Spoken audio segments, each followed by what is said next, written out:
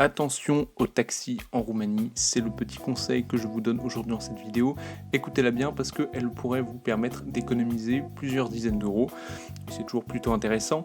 Bucarest, ça a la réputation d'être une des capitales les moins chères d'Europe. J'imagine que Sofia, ça ne doit pas être très cher non plus, mais Bucarest, c'est effectivement une ville qui est pas chère du tout si vous voulez voyager là-bas. Hein. Ça n'a rien à voir avec des villes comme Paris, des pays comme la Suisse, hein, c'est beaucoup moins cher, mais il y a aussi un des avantages des pays, disons, qui ont des niveaux de vie plus bas. Hein.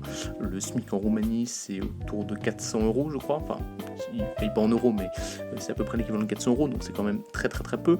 Hein, c'est à peu près quasiment un peu plus d'un quart de SMIC en France, quoi. Donc c'est quand même très peu. Et donc parfois les locaux vont peut-être essayer de vous entuber s'ils voient que vous êtes un étranger. Donc le prix par exemple du taxi à Bucarest, donc à la capitale, c'est environ 3 lei par kilomètre. Et un lei ça vaut 20 centimes à peu près. Enfin 5 lei ça vaut 1 euro. Donc en gros c'est 60 centimes le kilomètre. Mais parfois les conducteurs de taxi vont essayer de vous entuber. Donc vous montez dans le taxi, voilà, vous appelez un taxi dans la rue, vous montez dedans, puis voilà, vous faites la course, et puis à la fin il vous demande 200 lei, alors que normalement il aurait dû vous demander peut-être, 60, 70 lei. C'est quelque chose qui est arrivé à quelqu'un que je connais très bien, et donc je vais vous expliquer une technique pour ne plus vous faire avoir.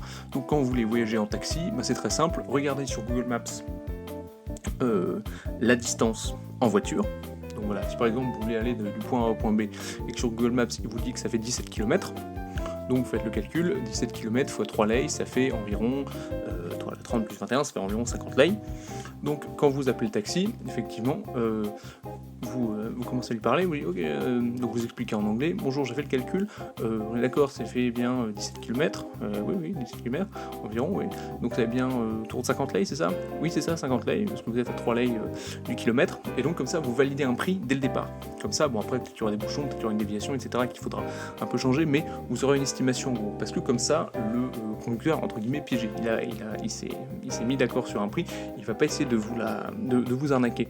Tandis qu'effectivement, si vous montez simplement dans le taxi sans avoir connaissance de rien, et bien là, il peut essayer de vous arnaquer. Par exemple, si il voit que vous sortez de l'aéroport, que vous parlez pas la langue, que vous avez des valises, que vous avez l'air un peu perdu, là, il va se frotter les mains et il va vous entuber, hein, tout simplement. Enfin, je dis pas que c'est systématique, évidemment, mais c'est des choses qui peuvent arriver. Et pareil, donc une alternative aussi qui peut être intéressante, c'est d'avoir recours à des applications comme Uber ou Bolt. Comme ça, là sur ces applications, vous voyez déjà une estimation du prix que ça va vous coûter. Donc là, il n'y a pas moyen de vous faire arnaquer. Mais en tout cas, la technique que je vous donne là sur les taxis est vraiment efficace, et elle aurait pu permettre, là dans le cas de la personne dont je parle, elle a payé 189 lei, donc une petite quarantaine d'euros on va dire, alors que normalement elle aurait dû en payer 60, donc c'est-à-dire 12 quoi. Donc voilà, rien que là-dessus, rien que si elle avait écouté mon conseil, que je ne lui ai pas donné encore à l'époque, donc elle a une excuse, eh bien elle aurait pu économiser une petite trentaine d'euros, et peut-être que vous, grâce à mon conseil, vous économiserez aussi une trentaine d'euros.